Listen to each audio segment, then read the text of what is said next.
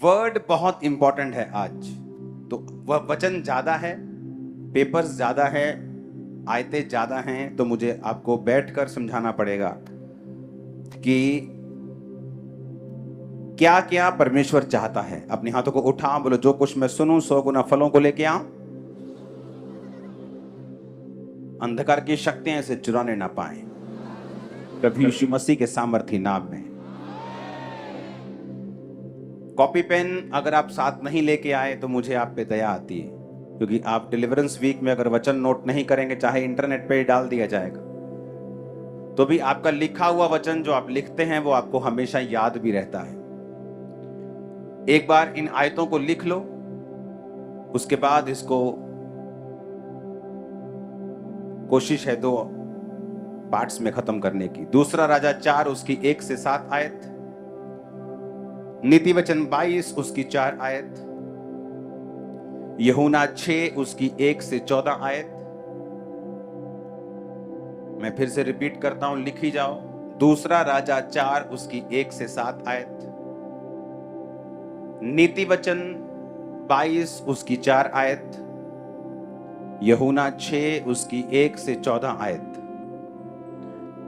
नीति वचन 22 उसकी फिर 7 आयत, व्यवस्था विवरण 28 उसकी 1 आयत, 2 आयत और 12 आयत, नीति वचन 3 उसकी 9 और 10 आयत, मलाकी 3 उसकी 10 आयत, पहला तिमुथियुस 6 उसकी 10 आयत, लूका 16 उसकी 14 आयत, व्यवस्था विवरण 15 उसकी 5 से 7 आयत।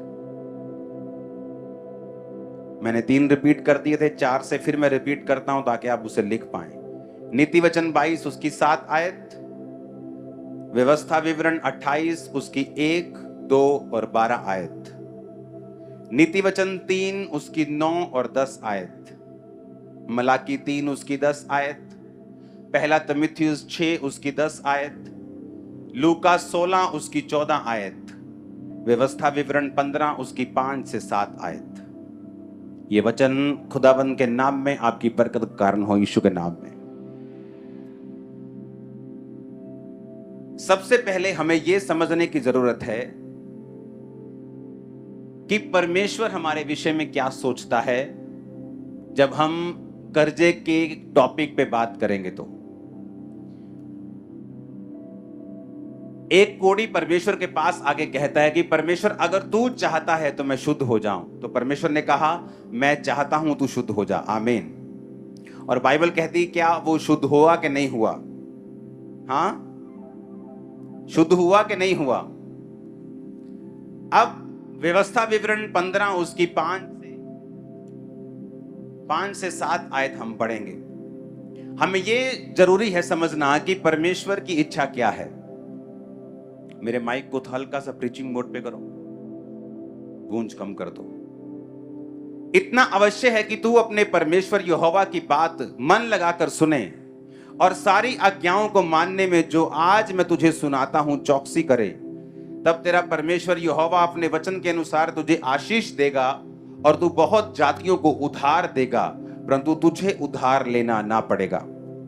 तू बहुत जातियों पर प्रभुता करेगा, परंतु वे तेरे ऊपर प्रभुता ना करने पाएंगी।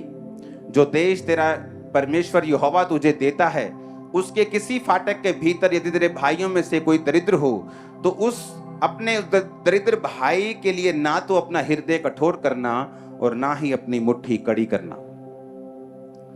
जब परमेश्वर ये चाहता था कि वो शुद्ध हो जाए, तो बाइबल कहती वो शुद्ध हो गया। कर्जे के विषय में परमेश्वर क्या चाहता है? जो डिलीवरेंस हम लेना चाहते हैं, जो परमेश्वर देना आपको चाहता है, सबसे पहले आपको यह मालूम होना चाहिए कि परमेश्वर उस विषय में मेरे लिए क्या सोचता है। क्योंकि अगर वो परमेश्वर की मर्जी नहीं है तो आप कभी भी वो आशीष परमेश्वर की ओर से नहीं पा सकते। अगर वो संसारिक दृष्टि से किसी व्यक्ति के पास आती भी है, वो दुखों से भरी हुई होगी, शॉर्ट टाइम के लिए होगी और आपके वंश के लिए वो बरकत का कारण नहीं होगी। इसीलिए हमने पहले यह सोचना है कि परमेश्वर मेरे लिए क्या सोचता है। जब वो मुझे देखता है, आप भूल जाओ आज क्रूसेड की तरह लोग आए हैं थर्सडे, आप भूल जाओ यहाँ लाखों लोग बैठे हैं, आप ये सोचो कि मुझसे बात कर रहा है परमेश्वर का वचन। तो सबसे पहले जब हमें परमेश्वर की बरकत को लेना है, जो परमेश्वर सोचता है मेरे लिए, कि वो क्या सोचता है। बाइबल कहती है परमेश्वर ये सोचता है कि वो तू सब जातियों को उधार देगा, उधार लेगा नहीं। तो परमेश्वर, मैं एक बात आपको ये बता दूं बाइबल के बीच से, नीति वचन 22 उसकी 7 आयत पढ़ेंगे। धनी निर्धन पर प्रभुता करता है और उधार लेने वाला उधार देने वाले का दास होता है। बाइबल कहती है तुम नौकर हो उसके जिससे तुमने पैसे उधार लिए हैं। और जब परमेश्वर ने इजरायलियों को बुलाया तो परमेश्वर ने कहा मैं तुझे सब जातियों में से श्रेष्ठ करूंगा, ये मेरी बुलाहट है तुम लोगों के लिए। तो तुम बहुत सी जातियों को उधार दोगे, तुम बहुत सी जातियों को पैसा उधार दोगे, परंतु तुम्हें किसी से भी उधार लेने की जरूरत जो है वो नहीं पड़ेगी। हालेलुया। अब आप जानते हैं व्यवस्था विवरण 28 उसकी 1, 2 और 12 आयत को पढ़ेंगे। यदि तू अपने परमेश्वर यहोवा की सब आज्ञाएं जो आज तुझे सुनाई जाती हैं चौकसी से पूरा करने को चित्त लगाकर उसे सुने, तो वह तुझे पृथ्वी की सब जातियों में श्रेष्ठ करेगा। फिर अपने परमेश्वर यहोवा की सुनने के कारण ये सब आशीर्वाद तुम पर आएंगे। यहोवा तेरे लिए आकाश रूपी उत्तम भंडार को खोलकर तेरी भूमि पर समय पर बारिश बरसाया करेगा और तेरे सारे कामों पर आशीष देगा। तू बहुतेरी जातियों को उधार देगा, परंतु तुझे किसी से उधार लेना नहीं पड़ेगा। हमने फिर से पहले एक वचन सुना था, अभी हमने दूसरे वचन में यही सुना कि परमेश्वर बार बार कर्जे के बारे में बात कर रहा था। वो अपने लोगों को यह बताने की कोशिश कर रहा था कि तुम लोग जो मेरे नाम के कहलाए जाते हो, तुम कर्जा नहीं लोगे पर तुम कर्जा दोगे। आमीन। और यदि इसी व्यवस्था विवरण 28 की आप 15 आयत को पढ़ें, यदि तू परमेश्वर यहोवा की बात ना सुने और उसकी सारी आज्ञाओं और विधियों को पालने में जो आज तुझे मैं सुनाता हूं चौकसी ना करे, तो ये सारे श्राप तुम पर आ जाएंगे। वो श्राप कौन से हैं आप उससे आगे आप पढ़ना। ओके, मैं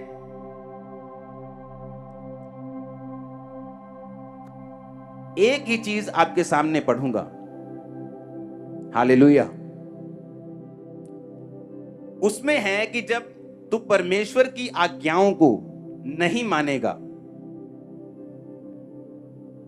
तो उसने कहा जैसे अंधा अंधियारे में टटोलता है वैसे ही तू दिन दोपहरी में टटोलता फिरेगा, यानी तू कंफ्यूज होगा, तेरे कामकाज सफल नहीं होंगे, तू सदैव अंधेर सहता है रहेगा और लुटता रहेगा। हालेलुया। क्या कहा परमेश्वर ने?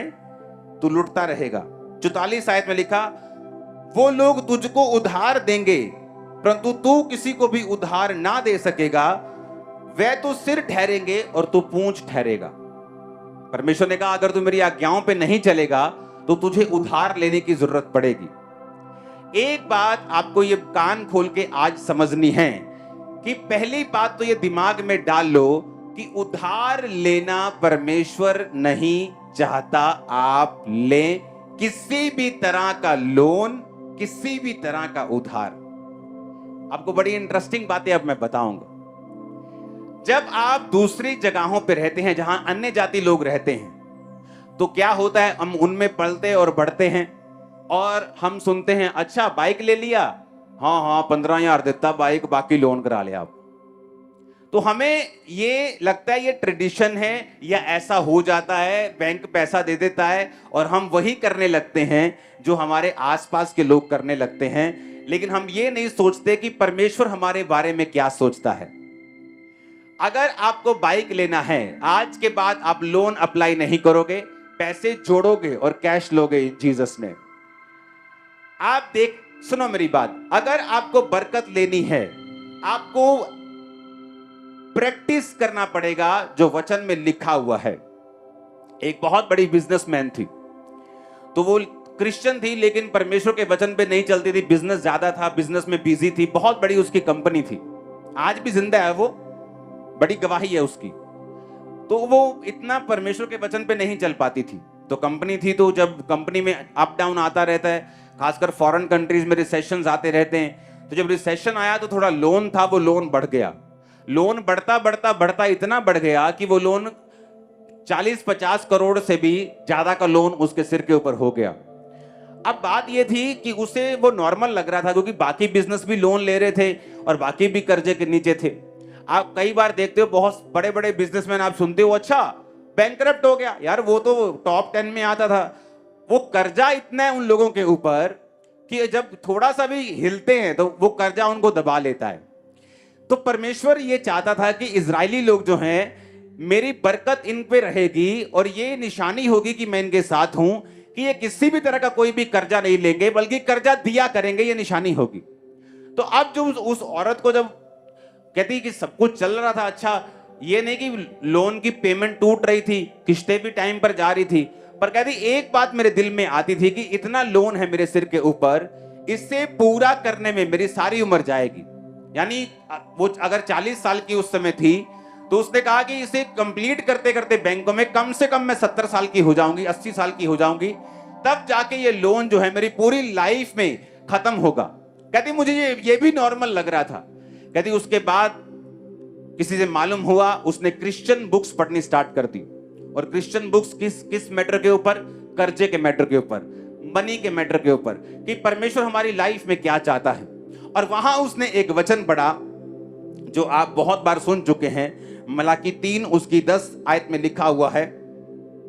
उस वचन को जब उसने पढ़ा तो वहां पर मलाकी में लिखा है कि अगर सारे दशमांश तू भंडार में ले आए, सारे दशमांश भंडार में ले आओ कि मेरे भवन में भोजन वस्तु रहे, यानी परमेश्वर के भवन में सब सेवकाई के काम होते जाएं।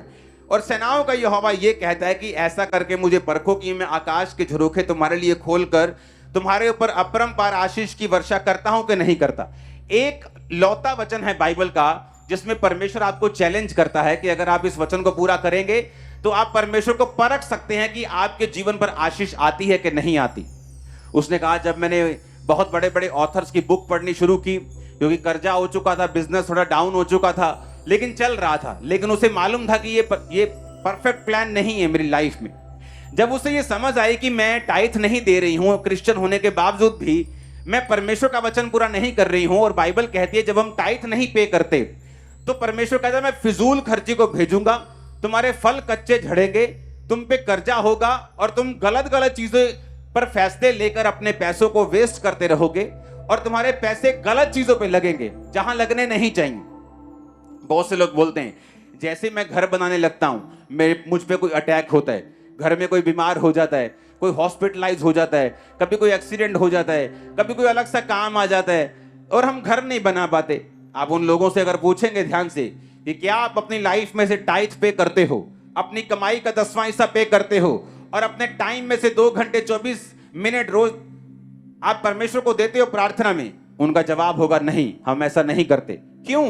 क्योंकि अगर आप ये 2 चीजें करें, अपने टाइम का दशवांश और अपनी कमाई का दशवांश, तो बाइबल कहती है किसी भी रीति के साथ आप कर्जे में नहीं रहेंगे। परमेश्वर ने कहा जो आज्ञाएं मैं तुम्हें देता हूं, अगर तू चित्त लगाकर, हम चित्त लगाकर कई बार मैच देखने लगते हैं, हाँ कि मैच लगा है, पूरा कॉन्फिडेंस, चित्त लगा हुआ है मैच में, पूरा ध्यान मैच में लगा हुआ है, कोई खास पिक्चर लगी, पूरा चित्त लगा के उसको सुन रहे हैं, फेवरेट चीज लगी, पूरा मन लगा हुआ है। परमेश्वर कहता है अगर ऐसे ही मन तू मेरे वचन के ऊपर लगाएगा तो निशानी होगी कि तू सब जातियों से श्रेष्ठ होगा और तू उधार देगा और लेगा नहीं, क्योंकि उधार लेने वाला देने वाले का दास होता है, उसका नौकर होता है। और परमेश्वर चाहता है कि तुम अन्य जातियों में श्रेष्ठ हो, इसलिए वो तुमको नौकर बनता हुआ देखना नहीं चाहता।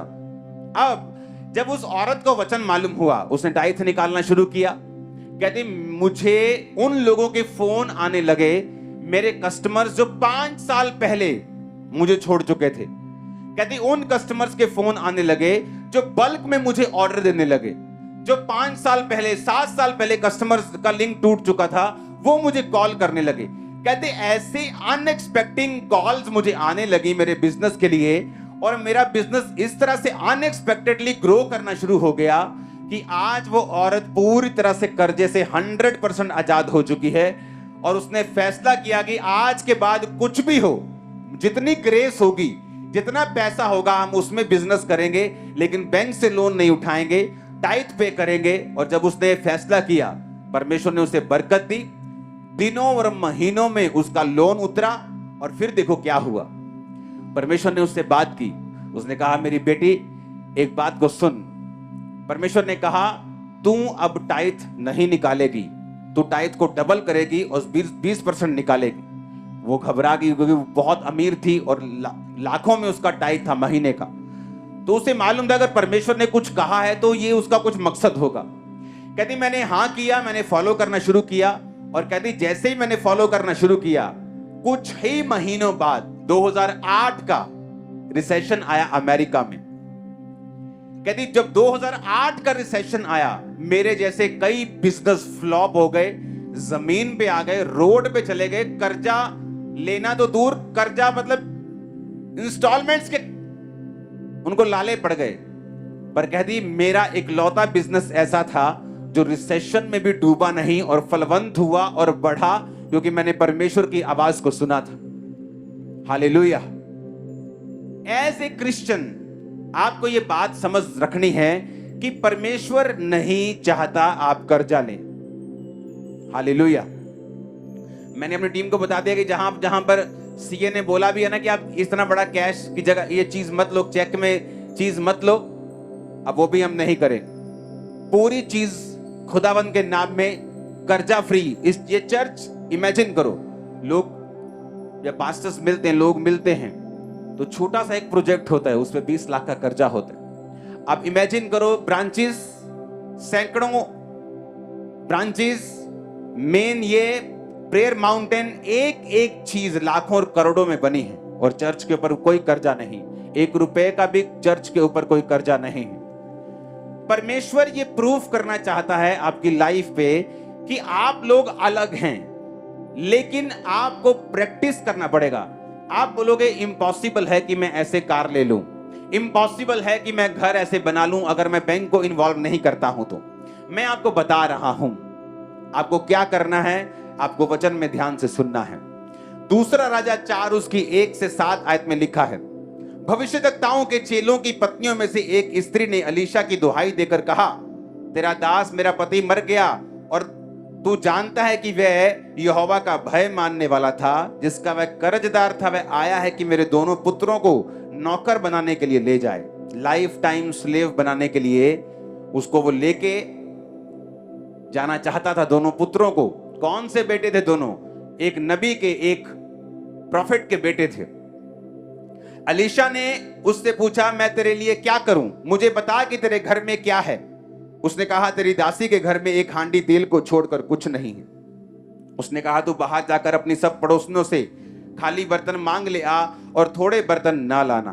फिर तू अपने बेटों समेत अपने घर में जा, द्वार बंद करके उन सब बर्तनों में तेल उंडेल देना और जो भर जाए उन्हें अलग रखना। तब वह उसके पास से चली गई और अपने बेटों समेत अपने घर जाकर द्वार बंद किया। तब वे उसके पास बर्तन लाते गए और वो उंडेलती गई। जब सब बर्तन भर गए और उसने अपने बेटों से कहा, मेरे पास और ले आ, तो बेटों ने कहा, 1 बर्तन नहीं रहा, 1 भी नहीं रहा। तेल तब रुक गया।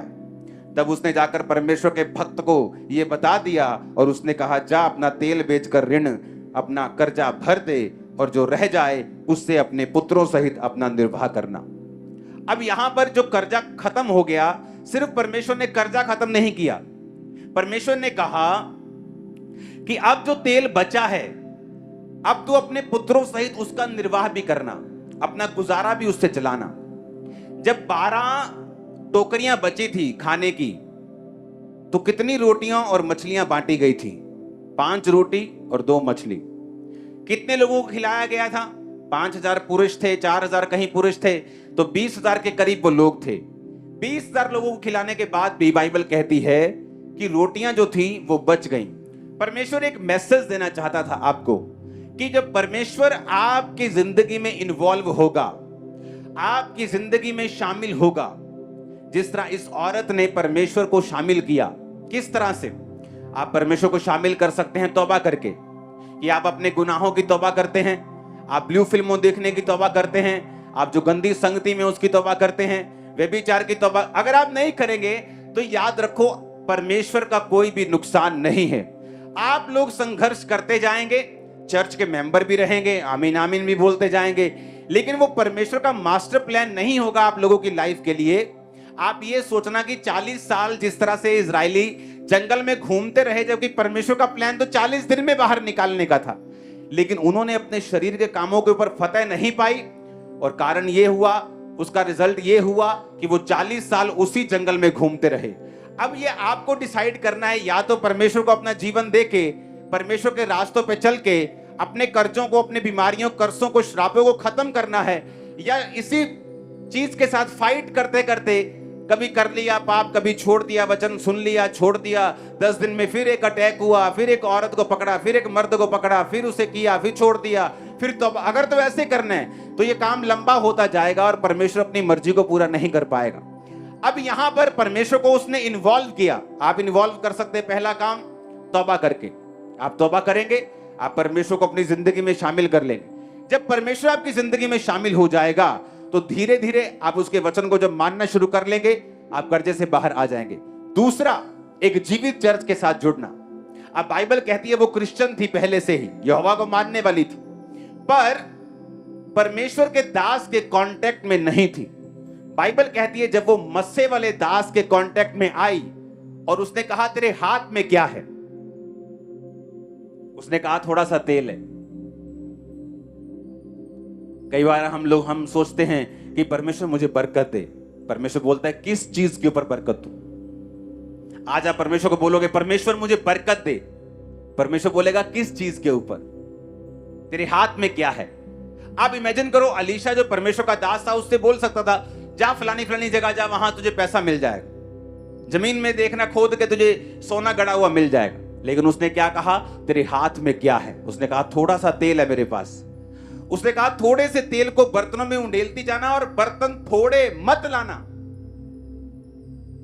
कि जब तुम परमेश्वर के ऊपर भरोसा रखते हो तो मत सोचो कि तुम्हारा घर 45 लाख का है और तुम कर्जे के बिना उसे नहीं ले सकते। तुम आज पैसा जोड़ना शुरू करो और टाइट देना शुरू करो। मैं तुमसे प्रॉमिस करता हूं यीशु मसीह के नाम, जो तुम सोच रहे हो कि 10 साल पैसा जमा करके भी नहीं ले पाओगे, तुम 3 साल में, 2 साल में उस घर में हो। कैसे? यही तो परमेश्वर है। यही तो परमेश्वर है जो हमारी सेंसेस से परे काम करता है। यही तो हमें वो भरोसा करना सिखा रहा है कि तुम कुछ भी लेना चाहते हो, उसकी ग्रेस के ऊपर भरोसा रखो, उस स्पिरिट के अनुसार ना चलो जो लोगों में काम कर रही है, जो उस एरिया में काम कर रही है। आप इमेजिन करो, ये स्पिरिट के साथ पास्टर्स भी परेशान हैं। उन्हें कर्जा उठाने की इतनी आदत पड़ चुकी है कि जब एक कर्जा खत्म होने वाला होता है, दूसरा कर्जा, तीसरा कर्जा। क्यों? क्योंकि कर्जे की एक स्पिरिट है। जिस तरह बीमारी की एक आत्मा है, कर्जे की भी एक आत्मा है। और कर्जे की स्पिरिट ये चाहती है कि आप हमेशा नौकर बन के रहें, ताकि आप वो प्रैक्टिस ना कर सके जो वचन कहता है। अगर आप बिलीव नहीं करते आप राजाओं की संतान हैं और राजकुमार हैं, और राजकुमार की तरह आप चलते नहीं, राजकुमार की तरह बोलते नहीं, आप राजकुमार कभी बन भी नहीं सकते। क्योंकि परमेश्वर चाहता है जो आप बिलीव करते हैं उस पर आप प्रैक्टिस करें। अगर आप ये प्रैक्टिस नहीं करते कि आप चंगे हो चुके हैं, आप हेल्थी हैं, आप ब्लेस्ड हैं, यहोवा आपका चरवाहा है, अगर आप ये प्रैक्टिस नहीं करेंगे, बोलेंगे नहीं और चलेंगे नहीं और मानेंगे नहीं, तब तक परमेश्वर आपकी लाइफ में कुछ नहीं कर सकता।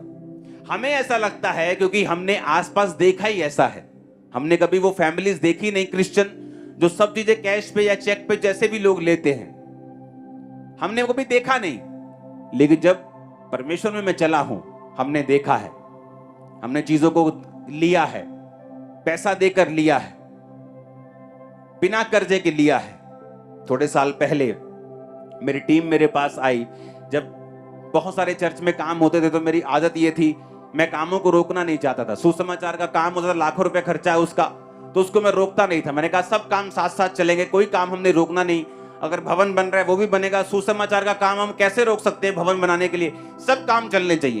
तो चेक जो होते थे उन बड़ी मुश्किल होती थी उनको निकालने की। संडे की ऑफरिंग जाती थी, सोमवार सारा चेक लग के खत्म हो जाते थे। तो उन्होंने मुझे सलाह दी कि बैंक वाले बोल रहे हैं कि आप 30, 50, 60 लाख की एक लिमिट होती है, आप उसे ले लो। तो उससे क्या होगा, लिमिट होने से आप वो एक तरह का लोन होगा जो इंटरेस्ट फ्री होगा, और अगर आपको कोई चेक एक्स्ट्रा लगता है तो उसमें से चला जाया करेगा और बाद में हम पे कर देंगे। मैंने कहा नहीं, हम ऐसा नहीं करें। मेरी जितनी ग्रेस है मैं उतने में चलूंगा। और एक टाइम आया, दिनों में सिचुएशन और महीनों में बदली, आज हम वो कर सकते हैं जो करना चाहते हैं, कोई लोन लेने की जरूरत। लेकिन एक समय ऐसा आता है कि धर्मी होने के बावजूद भी, टाइट देने के बावजूद भी, फिर भी सिचुएशन ये चाहती है कि आप लोन लें, और परमेश्वर का वचन इस बात के खिलाफ है कि आप लोन लें। सबसे पहले हमें यह समझना पड़ेगा कि परमेश्वर नहीं चाहता मैं कर्जा लूं। हालेलुया। अगर गलती से भी मेरी किसी एक चीज पे कर्जा है तो मैंने अपने सीईओ को बोला है कि अबे मैं रखने वाला नहीं हूं, कोई कर्जा मेरी लाइफ के ऊपर नहीं है, ना मेरी मिनिस्ट्री के ऊपर। हालेलुया। रीजन क्या है, हमें प्रैक्टिस करना है। और जब हम प्रैक्टिस करने लगेंगे, आप मेरी बात पे यकीन करना, हेवन ओपन होगा, पैसों का इंतजाम होगा, आप बाइक्स भी लेंगे, गाड़ियां भी लेंगे, घर भी लेंगे, बच्चों को भेजेंगे भी फॉरेन पढ़ने के लिए, आप बिजनेस भी करेंगे, जॉब्स भी करेंगे, आप घरों को बनाएंगे भी, रेनोवेट भी करेंगे, सब काम करेंगे बिना खर्चे से, in the mighty name of Jesus.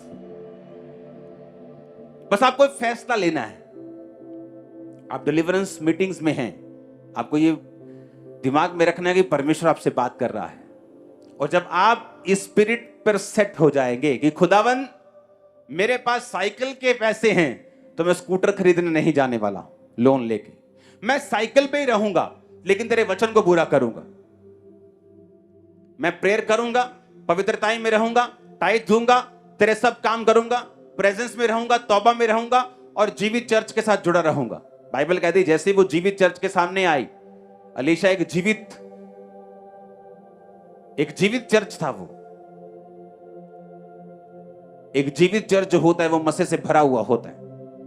और मसा एक ऐसा धागा है जिससे सब प्रकार के कपड़े बनते हैं। टेंट भी धागे से बनता है, पर्दे भी धागे से बनता है, मैट जहां आप बैठे, दरी बैठे, वो भी धागे की है, जो मैंने डाला है वो भी धागे का, जो आपने डाला वो भी धागे बना, सब धागे का, किसी का सूती का है, किसी का नायलॉन का है। उसी तरह से जो मसा है, जो अनॉइंटिंग है, जिस तरह से उस औरत पे काम किया और परमेश्वर ने उसे फ्री किया, कैंसर से फ्री किया, पागलपन से फ्री किया, बैकबोन की टीबी से फ्री किया, मस्सा वही है, काम अलग अलग कर रहा है।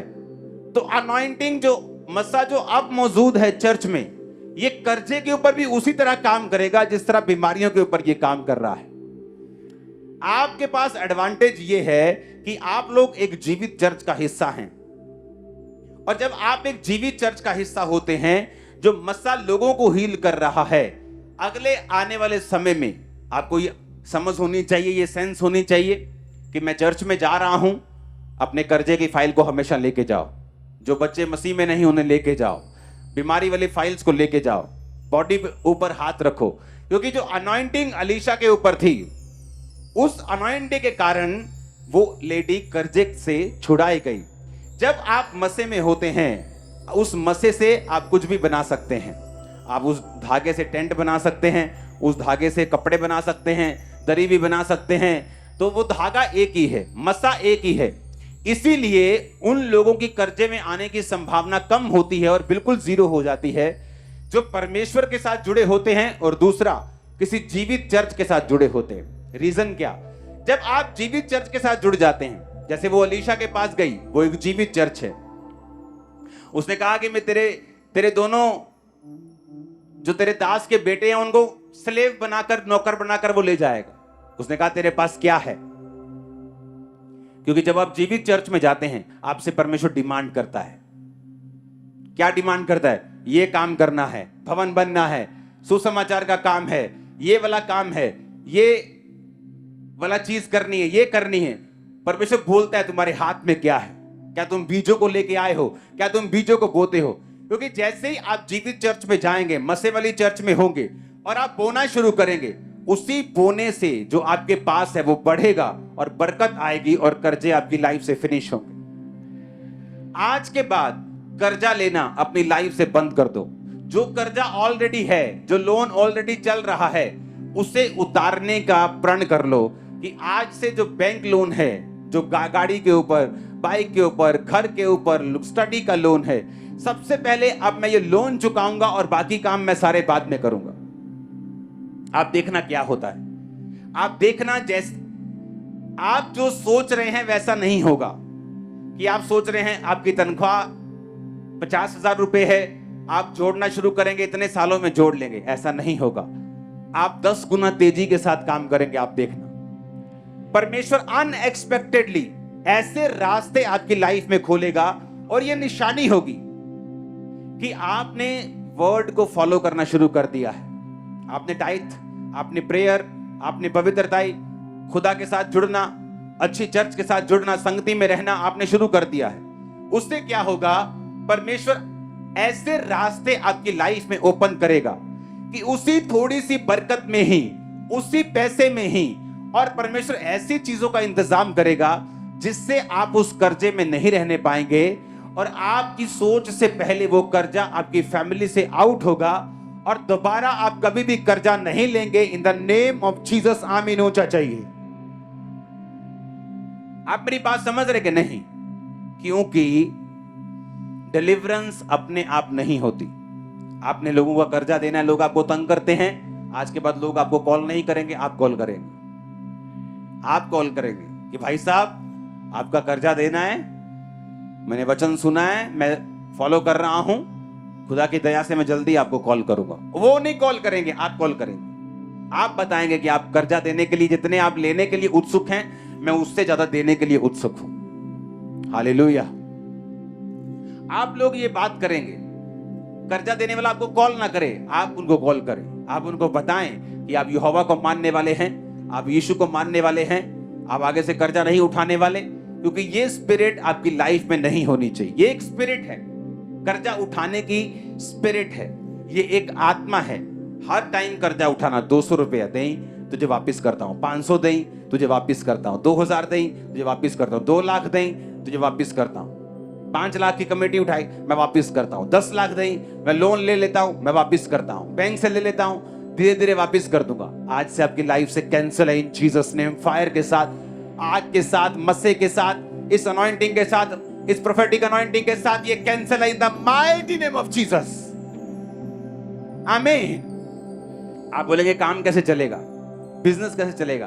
क्योंकि आप लोग ऐसा देखते आए हो, आप लोग दूसरे लोगों को ऐसा करता देखते आए हो, क्योंकि उनकी लाइफ में परमेश्वर नहीं है, पर आपकी लाइफ में परमेश्वर है। आमीन। आपको यह भी समझना है, फिर दूसरे हीलिंग नहीं ले पाते, दूसरे दुष्ट आत्मा से डिलीवरेंस नहीं ले पाते। पागल है तो पागल ही रहते सारी उम्र, लेकिन हम ऐसा नहीं होता। एक क्रिश्चियन बंदा डिलीवरेंस भी लेता है, हीलिंग भी ले लेता है, खुदाबंद से, पागलपन से आजादी भी ले लेता है, बीमारियों से शिफा भी ले लेता है, दुष्ट आत्मा से छुटकारा भी ले लेता है। तो कर्जों से छुटकारा भी तुम लेने पाओगे यीशु मसीह के नाम में बहुत जल्दी। आप मेरी बात समझ रहे कि नहीं? तो ये स्पिरिट जो है आपको फॉलो करनी, क्योंकि परमेश्वर जो है उसकी इच्छा आपकी लाइफ में यही है। आमीन।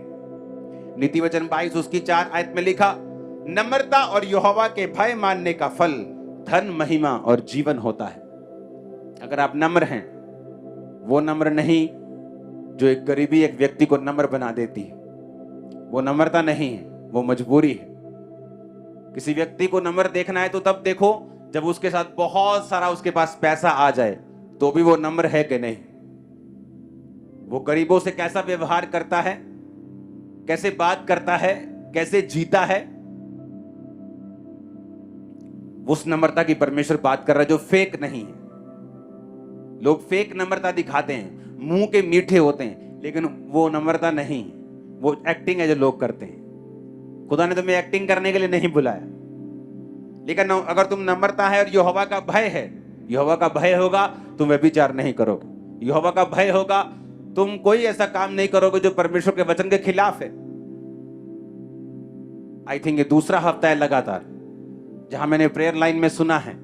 ये कोई मैंने प्रेयर लाइन नहीं लगाई, जस्ट टीम को कार्ड बनाने का काम दिया, वो बना दिए और लोग ऐसे ही खड़े हो जाते हैं आके, और देखो सेकंड टाइम हमने क्या सुना कि घर में हर 15 दिन बाद एक डेथ हो रही, और दोनों केसेस में शैतान इन्वॉल्व है। वचन कहीं तोड़ा गया है, कुछ ऐसा खाया गया है जो आपने नहीं खाना, कुछ ऐसा किया गया है जो आपने नहीं करना। तो जब शैतान को आपने इन्वॉल्व कर लिया तो उसका काम है कर्जा देना, उसका काम है बीमारी देना, कंफ्यूजन देना, लिमिट लाइफ देना, लिमिटेड, जो लिमिट में रहे। लेकिन जब परमेश्वर इन्वॉल्व हो जाता है तो वो 5 रोटियां और 2 मछलियां जो फिलिप्पुस कहता था कि 200 दिनार की भी रोटी हम मोल लेंगे तो लोगों के लिए काम नहीं आएंगी, और पतरस का भाई कहता था कि परमेश्वर 5 रोटियां और 2 मछलियां इतने लोगों के लिए क्या है। लेकिन बाइबल कहती है 12 टोकरियां उनमें से बची। जब परमेश्वर आपकी परिस्थिति में इन्वॉल्व होगा, आपके पास बचेगा, इनफ होगा, ज्यादा होगा, आप उधार देने पाएंगे बहुत जल्दी, आप कर्जा देंगे लेंगे नहीं जीसस ने। आप मेरी बात समझ रहे कि नहीं? आपको यह प्रॉमिस करना होगा कि आपको इस मेंटालिटी से बाहर आना होगा। क्यों यहूदी लोग आज पूरी दुनिया में छाए हैं? क्यों यहूदी लोगों का business, top world class businesses उनके पास है?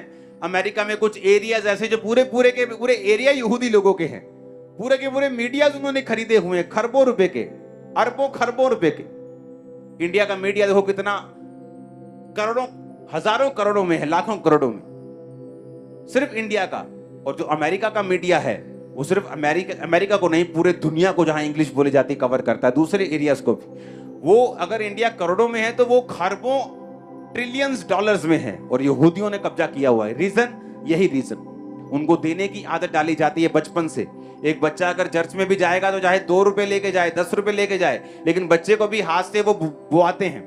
उनको आदत दी जाती है कि देना है, देना है। अगर देने की आदत होगी तो खुदा तुम्हें देगा, और तुम देने की आदि बन जाओगे और तुम्हें और परमेश्वर देगा। Hallelujah, hallelujah.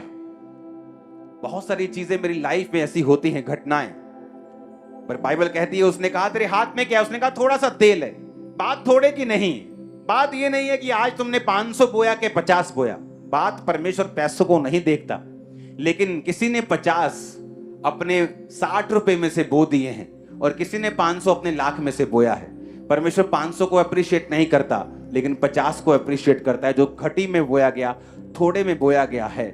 जब आप थोड़े में से भी बोना शुरू करते हैं, थोड़े से में भी वफादार रहना शुरू करते हैं, परमेश्वर आपको दिखाता है और बताता है कि मैं जीवित परमेश्वर हूं, और मैं तेरे सारे इंतजामों को करूंगा, मैं आसमान को खोलूंगा, मैं तेरी जरूरतों को स्वर्गीय भंडार से पूरा करूंगा। आमीन। आप जानते हैं बहुत सारे पास्टर्स की मैंने स्टडी की है, पास्टर्स प्रीच करते हैं टाइट का, लेकिन खुद टाइट नहीं देते बहुत से पास्टर्स। और अगर आप उनकी लाइफ में देखें, बहुत से पास्टर्स फाइनेंशियली स्ट्रगल करते हैं, क्योंकि जो वो प्रीच करते हैं उसे प्रैक्टिस अपनी लाइफ में नहीं करते। हालेलुया। आज जो चर्च में आप करोड़ों रुपए का साउंड लगा हुआ देखते हो, किलोमीटर के हिसाब से आप बैठ जाओ तो भी आवाज आएगी आपको, लेकिन पहले ऐसा नहीं था। चर्च में किराए पे साउंड आता था, तो चर्च सिर्फ, पहले तो ऐसी चर्च थी कि सिर्फ साउंड का किराया पूरी ऑफरिंग से देती थी।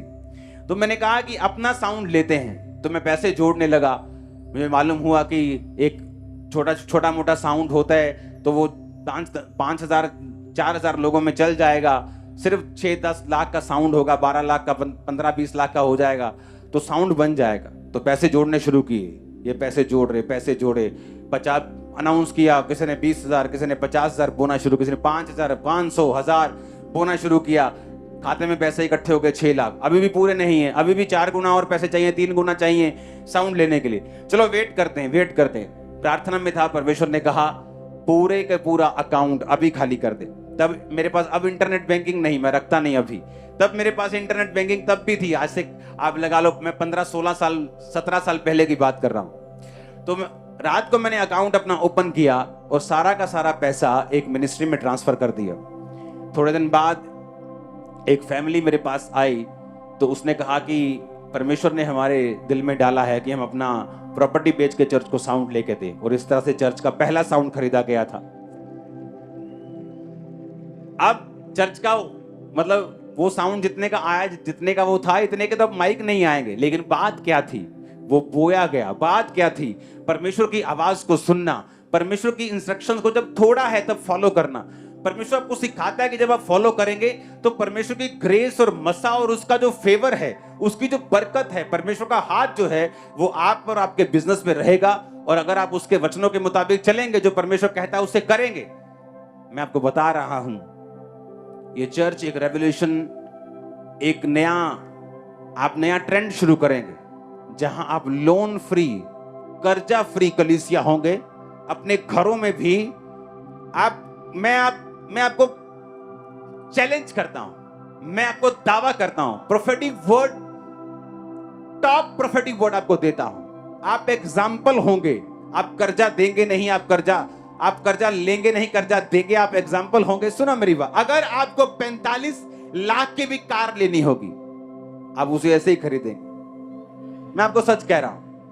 आपको घर बनाना होगा, आप बनाएंगे, लेकिन उससे पहले परमेश्वर आपको सीधा करेगा, आपको सिखाएगा ग्रेस में चलना है। अगर मेरे पास आज स्कूटर की ग्रेस है, मैं लोन लेकर कार लेना नहीं चाहूंगा। मैं उसी ग्रेस में खुश रहूंगा, वचन पे चलूंगा, वचन को मानूंगा, प्रेयर करूंगा, जोड़ूंगा, सब काम करूंगा और वेट करूंगा उसकी ग्रेस की।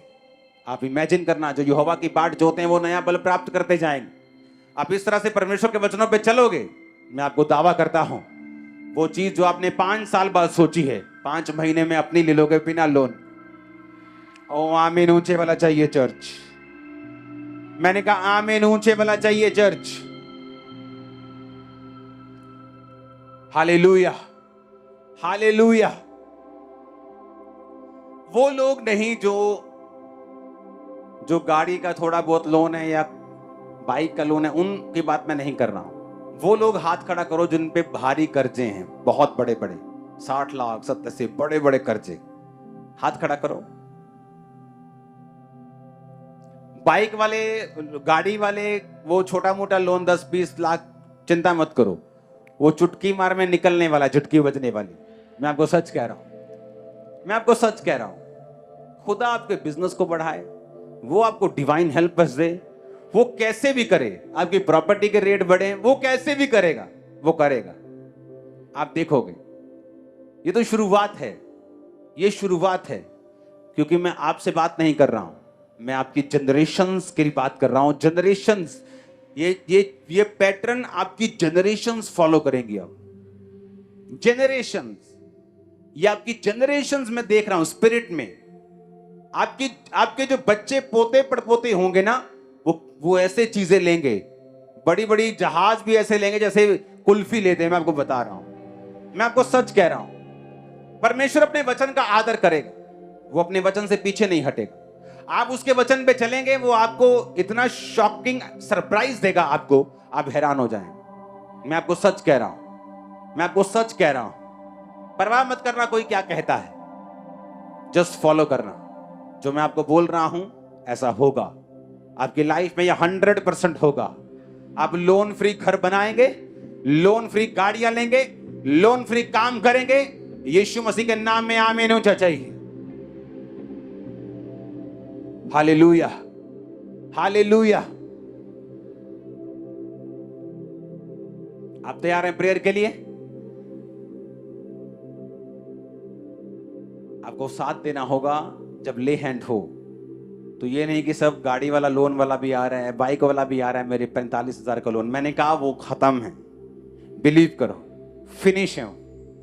जस्ट आपने जो मैंने कहा है इसे दोबारा सुनना, फिर से सुनना। डिलीवरेंस वीक्स के जो प्रचार होगा उसे बार बार सुनना, उसे सुनते रहना, जब तक तुम्हारी स्पिरिट उस पर चलना ना शुरू कर दे, जब तक एक एक चीज को तुम फॉलो करना ना शुरू कर दो, इसको सुनते रहना। आज का प्रचार और इसका सेकंड पार्ट संडे होगा। ये प्रचार 1 हफ्ता कर्जे पे होगा, इसको सुनना, बार बार सुनना, जो मैंने कहा उसे फॉलो करना। मैं आपको जल्दी बधाई देने वाला हूं। आमीन, ऊंचे वाला चाहिए चर्च। ओके, एक नंबर, टेस्टिमनी वाला नंबर अगर तैयार है तो उसे स्क्रीन पे शेयर कर देना। तो ये आपको मालूम होगा, क्योंकि ओके, आपको क्या करना है। आपको जब भी गवाही बने, कई लोग होते हैं कि ये मैं चर्च में जाऊंगा, मैं लेट हो जाता हूं, पहले लिखाऊंगा फिर मैं खड़ा हूंगा। डोंट वरी, आप टेक्स्ट कर दो, आप व्हाट्सएप कर दो, आप छोटी सी वीडियो बना के भेज दो। सिर्फ पता किस लिए, मैं आपको बता रहा हूं किस लिए। आपको मालूम होगा, क्योंकि ये इंटरनेट में मैं डाल दूंगा, जस्ट 30-30 सेकंड का क्लिप। आपको मालूम होगा कि किस गिनती में लोग आजाद हो रहे हैं कर्जों से। आप हैरान होंगे कि किस गिनती में आप आजाद होंगे। और आप देखेंगे डिलीवरेंस वीक जब चलते जाएंगे, जब इंटरनेट पे इसकी बल्क में टेस्टिमोनीज होंगी, आपको मालूम हो जाएगा परमेश्वर की आत्मा ने आपसे बात की थी। हालेलुया। आज परमेश्वर का आत्मा, उसका रूह आपसे बात कर रहा है। वो आपको नौकर बनता हुआ देखना नहीं चाहता, क्योंकि उसने कहा जब तू उधार लेगा तो तू उधार देने वाले का नौकर होगा। और यहोवा ने कहा अगर तू चित्त लगाकर सुने तो सब जातियों से श्रेष्ठ ठहरेगा। वचन पर्सनल होता है भाई, ले लो इसे अपने लिए ग्रहण करो कि आज के बाद मैं और मेरा परिवार कभी कर्जा नहीं उठाएंगे। आप बोलेंगे बिजनेस कैसे चलेगा? क्योंकि आप लोगों ने ऐसे देखा है बिजनेस चलते हुए, लोगों के अन्य जातियों के जिनके पास खुदा नहीं है। लेकिन क्या आपने बिब्लिकल बिजनेस देखे हैं कैसे हैं? क्या आप बिजनेस करेंगे? जाके अमेरिका में देखो, जो लोग वर्ड पे चलते हैं उनके बिजनेस देखो।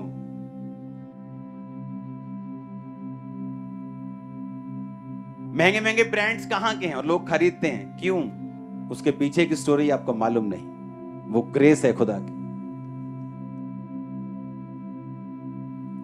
हालेलुया।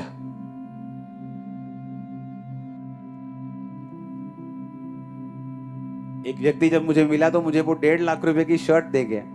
तो मैं देख रहा हूं उसमें लगा क्या 1.5 लाख का।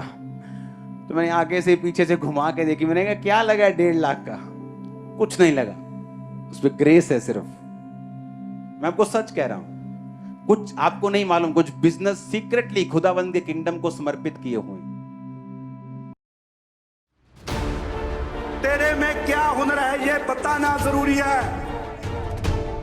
अगर तू जिंदा है तो जिंदा नजर आना जरूरी है। आओ दिलदानी माना तो कैसे फक ने हार दिए, लाइफ टाइम दी पेंशन मंगता है। मारी जनानी वांगू नी साले मैथों टेंशन मंगता है। तेरे कुत्ते कौन कुत्ते मैं डॉलर कुत्ते देख, कुत्ते कौन कुत्ता मैं दिल लुटे देख, लुटे कौन लुटा मैं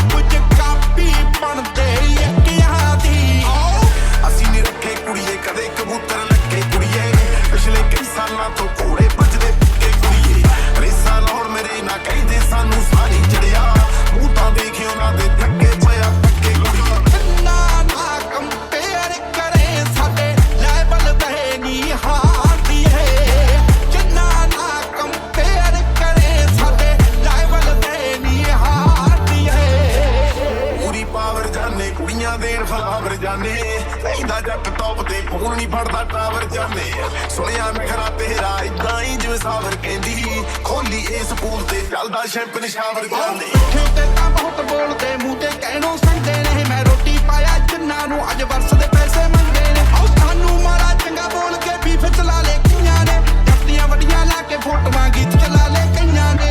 पर छड़ तेरे सी डू अज शो करा तैनूं what we do।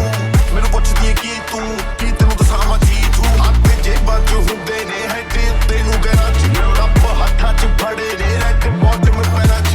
लीलियां फिलियां जंटू कहंदी पैर पैर ते दिंदे ने, नितन मां कोई खसम ने करदे एक ते किथे टुकदे ने। ओ साडे वाली शिट टोकां दे साडे कोले सिखदे ने, अज भी जे कोई प्यो पुछदा तां ना सत्तू दा लिखदे ने।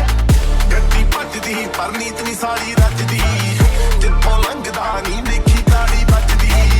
मरदी यार ते नी एवें नी तू सजदी, फर्क तां ही आ मैं कल दा तू अज दी। ओ बिड़कले पांदर के चोबर करदा नी नो चौड़ कुड़े, सोलो डोलो मूव करे ते बनदे देखण कौन कुड़े। नो नेम ते ब्रांड वैल्यू दस्सण दी कोई लोड़ नहीं, अखड़े ही पी छड्डी सी ते तड़के सी बिलबोर्ड कुड़े। बोले जमाना जिथों मैं लंघा वे बंद ज़बान, टाइम जो ਹੀ ਦਾ ਟਾਈਮ ਦਾ ਮਾਨਾ ਆਟੋ ਤੋਂ ਸੈਮੀ ਵੈਮੀ ਦੇ ਵੈਮ ਵਾਲੀ ਪੂਰਾ ਸਮਾਨ ਪਿੱਛੇ ਰੱਖਿਆ ਨਾ ਸੁਣਿਆ ਹੀ ਹੋਣਾ ਮੈਂ ਨਾਰਾ ਦੀ ਜਾਨਾ ਜਿੰਨਾ ਨਾ ਕੰਪੇਅਰ ਕਰੇ ਸਾਡੇ ਲੈਵਲ ਤੇ ਨਹੀਂ ਹਾਰਦੀਏ ਜਿੰਨਾ ਨਾ ਕੰਪੇਅਰ ਕਰੇ ਸਾਡੇ ਲੈਵਲ ਤੇ ਨਹੀਂ ਹਾਰਦੀਏ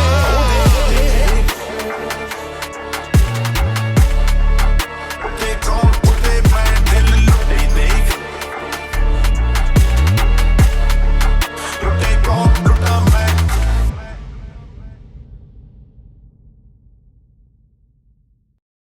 एवरीडे डिक्लेयर करेंगे रोज सुबह उठ के जो वचन मैं आपको बता रहा हूं ये आपने लिखने और नोट करने हालेलुया ये प्रेयर नहीं है ये वॉर डिक्लेरेशन है ये लड़ाई है घोषणा की सुबह उठते और रात को सोते आप ये दो चीजें करेंगे आपने रात की प्रार्थना कर ली 2 घंटे सोने से पहले आंखें बंद करने से पहले आप कुछ वचन डिक्लेयर करोगे अपनी लाइफ के ऊपर आप देखना क्या होता है मैं आपको सच कह रहा हूं 1% भी आपको फील ना हो कि मैं जो बोल रहा हूं इसका असर होगा कि नहीं होगा 1% भी आपको फील नहीं होगा कि इसका असर होगा पर उसका असर होगा क्योंकि परमेश्वर का राज्य बीज के समान है जो फील तो नहीं होता फल लेके आएगा पर वो आएगा जरूर मैंने कहा वो आएगा जरूर आपके बिजनेस फल लाते हुए मैं देख रहा हूं आपकी जॉब्स आपकी फैमिली आपके बच्चे आपका फाइनेंस आपकी सेहत को in the mighty name of Jesus में फल लाते हुए देख रहा मैंने कहा तैयार हो जाओ यीशु मसीह का आत्मा का फल लाने के लिए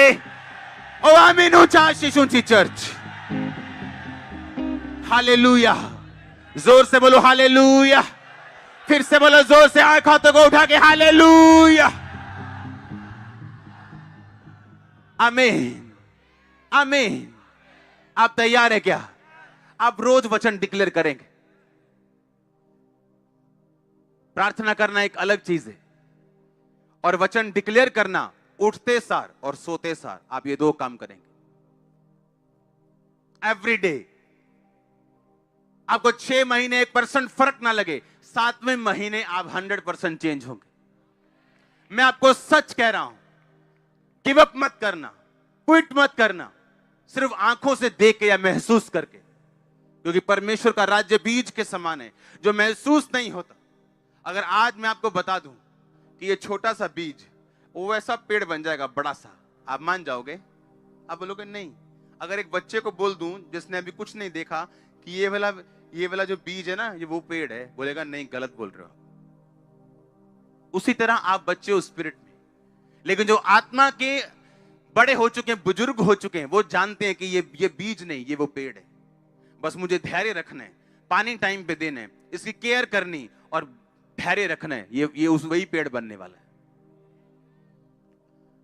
अगर उस पेड़ को बड़ा होने तक पंगे लोगे पाप में जाओगे खुदा को परखोगे कुड़कुड़ाओगे तो आपकी गलती आप खुद भुगतोगे परमेश्वर ने कहा जो चीजें आप घोषित नहीं कर सकते आप उसे पा भी नहीं सकते आपको घोषणा करनी है सुबह आप जब बाइबल पढ़ते हो आपको एक ऐसा वचन मिलता है जो आपके लिए आप उसे साइड पे लिख लो मोबाइल पे लिख लो साइड पे कॉपी पे लिख लो जैसे ही रात को सोने लगोगे आप वो वचन पढ़ोगे डिक्लेयर करोगे और सो जाओगे सुबह उठोगे डिक्लेयर करोगे उसके बाद कोई काम करोगे पर्सनल प्रार्थना भी उसके बाद शुरू करोगे पहले वो 10 12 15 वचन जितने आपको लगता है मुझे घोषित करने मेरी लाइफ के मुताबिक केसेस के मुताबिक आपको वो करना है हालेलुया कितने मेरी बात को समझ रहे हैं आप ब्लेस्ड हो आमीन ऊंचा चाहिए मैंने कहा आप ब्लेस्ड हो हालेलुया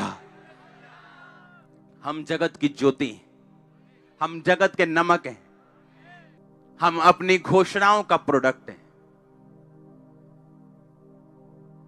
हम अपनी घोषणाओं का फल है आप जानते क्रिश्चियन लोगों की घोषणाएं क्या हैं हाय दुष्ट आत्मा 20 साल तो जा नहीं रही ये उनकी घोषणा है इमेजिन करो उनकी घोषणा कैसी है हाय जादू टोना कर जाते ने लोग साडे ते तां ही नहीं साडा विआह हुंदा ये उनकी घोषणा देखो और अपनी घोषणाओं के तुम क्या हो फल हो तुम अपनी घोषणाओं के क्या हो? बोलो पड़ोसी को। तुम अपनी घोषणाओं के फल हो, बोलो। तुम अपनी घोषणाओं के फल हो, बोलो। तुम अपनी घोषणाओं के प्रोडक्ट हो, बोलो।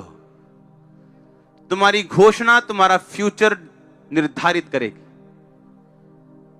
हमारी घोषणा क्या है? हाय दुष्ट आत्मा नहीं जा रही, बहुत बड़ी है, पापे ने छड्डी सी।